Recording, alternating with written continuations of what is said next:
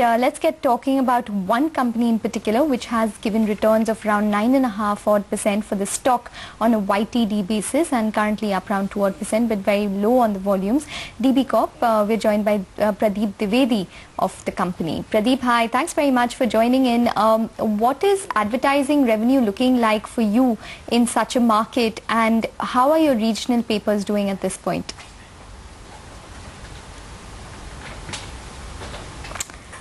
Okay, Pradeep, is my voice reaching you? Okay, reaching. The volume could go up just a notch, that would be great. Okay, I was just asking you about the advertising scenario right now. How is advertising doing for the company? Oh yeah, great. So see, the advertising scenario in terms of revenues for us has seen sustained growth in this quarter, and I guess it continues to remain strong for us in spite of the recent economic situation that has been prevailing. A large part of our revenue draws sustenance from the regional markets and the tier 2 and tier 3 cities, which have been to a significant extent insulated from the economic issues that have impacted the country, because it tends to have a longer cyclical impact. And so far we are seeing growth in double digits, which we had seen in Q1 as well, getting sustained in this quarter as well.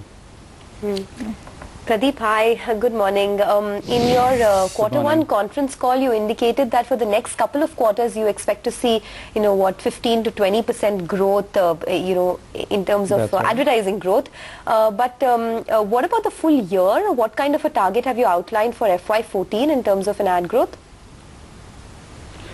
See, based on the trends that we have seen in Q1, where the results have been declared, and the trends that we are seeing right now, we see no reason not to be able to meet those kind of growth objectives, simply because of the fact that Q3, which is upcoming festive season period, is usually the fairy godmother in this industry, and there is large advertising spend that goes in from almost all brands to promote their products and services, and basis these 3-quarter trends, we are quite confident that we will be able to achieve the outlook for the year that we had projected in the previous investor conference.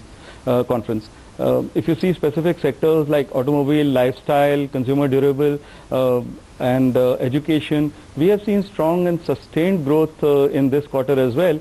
So at this point of time, there are no specific concerns in terms of our being able to meet our growth objectives. Okay, Pradeep, one last question from my side. What is the rupee depreciation doing for you all in terms of your margins, in the sense that how much of your newsprint is imported, and hence how much of a margin impact could we see for the company on rupee depreciation? Yes. So the rupee depreciation started off as a matter of concern for us, but we've seen that getting mitigated in the last 3 or 4 days, including the the strengthening that we have seen today. As of now, about 40% of our newsprint is imported and 60% is domestically procured, and through a combination of a mix variance of domestic and imported, as well as the improvement that we are seeing in the condition of the rupee, we remain confident that we will not see any significant impact in terms of our P&L on account of forex related issues. Added to the fact that we have not gone in for any strong hedging, simply because of the fact that hedging costs far outweigh the benefits or gains that we can do by tweaking our business model and the consumption pattern to really meet the kind of cost objectives that we have on newsprint prices.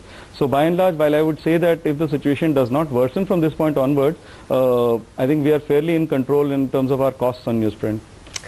Okay, we'll have to leave it at that. Thanks so much and all the best for the future. That's the word coming in from DB Corp. Look at the way the stock is moving up. The ad growth is very strong, they say, and perhaps a 20% ad growth is quite sustainable. I think in a slowing market, people are trying to push their products as much as they can. So perhaps advertising is the need of the hour. But let's get back to the market.